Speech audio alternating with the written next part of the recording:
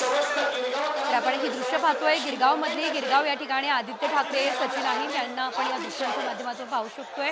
आदित्य ठाकरे गिरगावमध्ये पोहोचलेले आहेत, तर शोभायात्रेमध्ये ते सुद्धा सहभागी झालेले आहेत आणि आदित्य ठाकरे यांच्यासोबत संवाद साधण्यासाठी सुद्धा या ठिकाणी सर्व जनतेची या कॉमस्कोर नुसार आता isakal.com आहे देशातील नंबर 1 ची मराठी न्यूज वेबसाईट.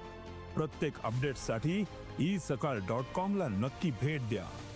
सर्व मुंबईकरांची लगबग आपल्याला बघायला मिळते. आदित्य ठाकरे यांच्यासोबत फोटो या ठिकाणी काढले जात आहेत, सेल्फीज घेतल्या जात असल्याचं आपल्याला बघायला मिळतंय. गिरगावमध्ये शोभायात्रा निघालेली आहे आणि आज नवीन वर्षाचं स्वागत करण्यासाठी आदित्य ठाकरे सुद्धा गिरगावमधल्या शोभायात्रेमध्ये सहभागी झाले असल्याचं एकंदरीत आपण पाहू शकतोय.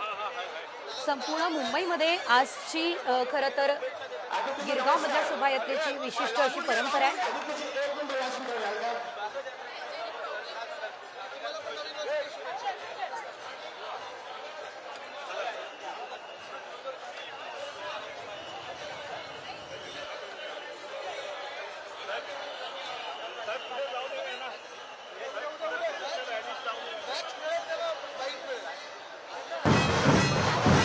आपण बघू शकतो यावेळेस आदित्य ठाकरे हे गिरगावमध्ये दाखल झालेले आहे. गिरगावमध्ये पाडव्याचा सण जो आहे तो साजरा केला जातोय.